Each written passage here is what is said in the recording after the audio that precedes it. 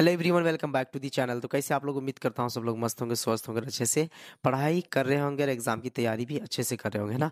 आज हम लोग पढ़ने जा रहे हैं क्या, क्लास 10 के मैथ्स का प्रश्नावली 5.2 का क्वेश्चन है, जो कि हम लोग का है क्वेश्चन नंबर 8, है ना।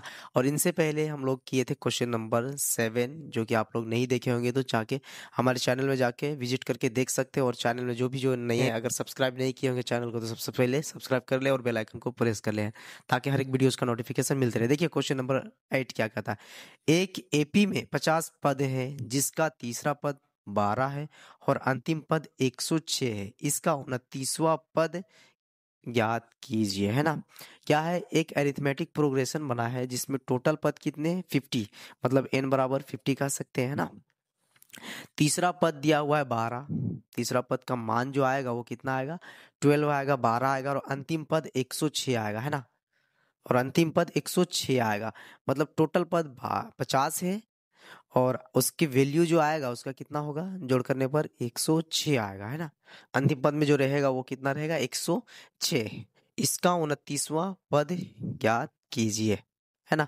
तो ये हम लोग पढ़ लिए। इससे पहले वाला क्वेश्चन 7 में भी ऐसा ही था, वो भी आसानी से हम लोग हल कर लिए। तो इसको भी हम लोग वैसे ही उसी के टैब से बनाएंगे और हल करेंगे। तो सबसे पहले लिखेंगे हल, और क्या क्या दिया है उसको लिख लेते हैं ना।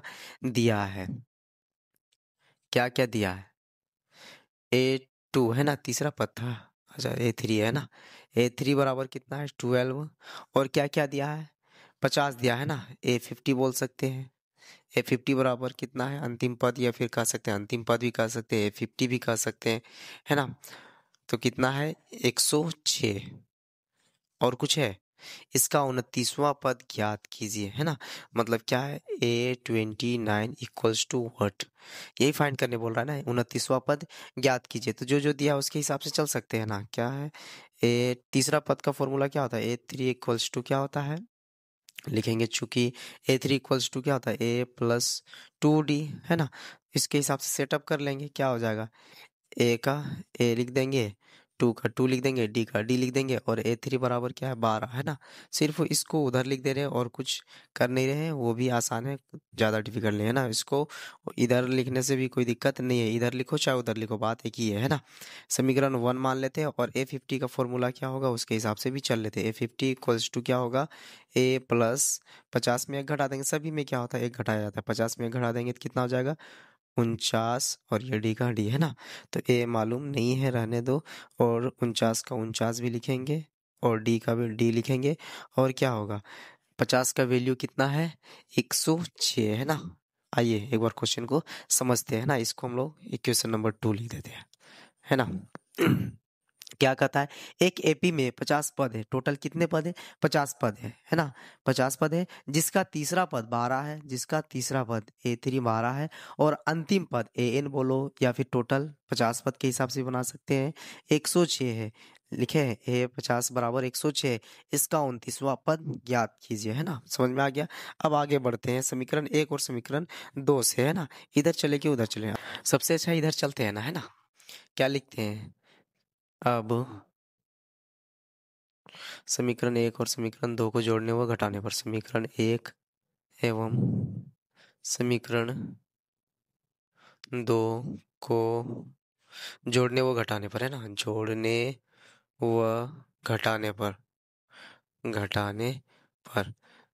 समीकरण 1 और समीकरण 2 कहाँ है, देख लो, ये है हमारा A+2D इक्वल्स टू 12, ये इक्वेशन नंबर 1। इक्वेशन नंबर 2 कहाँ है, ये है A+49D equals to 106, equation number 2। क्या करने जा रहे हैं, जोड़ व घटाव करने हैं ना। तो जो प्लस है वो माइनस, और जो माइनस रहता है वो प्लस, यहाँ प्लस है तो यहाँ माइनस हो जाएगा, ये प्लस है माइनस हो जाएगा, और कहाँ ये प्लस है तो ये भी माइनस हो जाएगा ना, ये बराबर है। तो ये कट जाएगा ना, एक जगह प्लस एक जगह माइनस घट जाता है, खत्म हो जाएगा।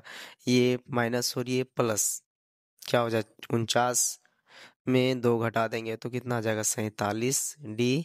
और जो बड़ा है दोनों में कौन है, ये बड़ा है, उसका साइन लग जाएगा बराबर।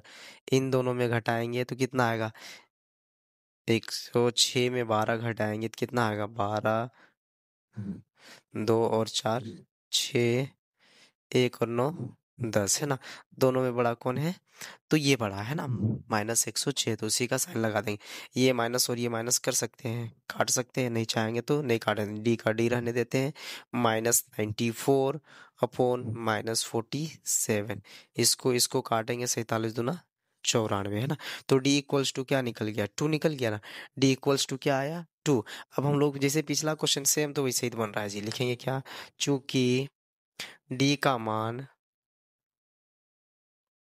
समीकरण किस में रखने का मन करता है, जिसमें रखने का मन करे रख दीजिए, 1 में भी रख सकते हैं, 2 में भी रख सकते हैं, समीकरण 2 में रख देते हैं, पिछला क्वेश्चन में हम 1 में रखे थे, इस बार हम क्या करते हैं 2 में रख देते हैं ना, समीकरण 2 में रखने पर, समीकरण 2 में रखने पर, समीकरण 2 में रखा है ये वाला है ना, तो ए का ए रख देंगे, प्लस 49 का 49, और डी की जगह में क्या लिखना है हमें, 2 है ना, तो डी की जगह में मल्टीपल 2 आ जा रहा है ना, क्योंकि 49 और 2 लिखेंगे तो क्या हो जाएगा, 492 हो जाएगा, इसलिए आपस में क्या रहता है, गुना आपस में छिपा रहता है ना, बराबर के 106 इक्वल्स टू ए प्लस ये कितना हो जाएगा 98 बराबर के 106 है ना, ये भी संख्या है, ये भी संख्या है, कुछ नहीं कि इसको गुना करके 98 लिख दिया ना, क्या है, ये भी संख्या, ये भी संख्या, पक्षांतर आसानी से हो सकता है, तो इसको लिखेंगे क्या,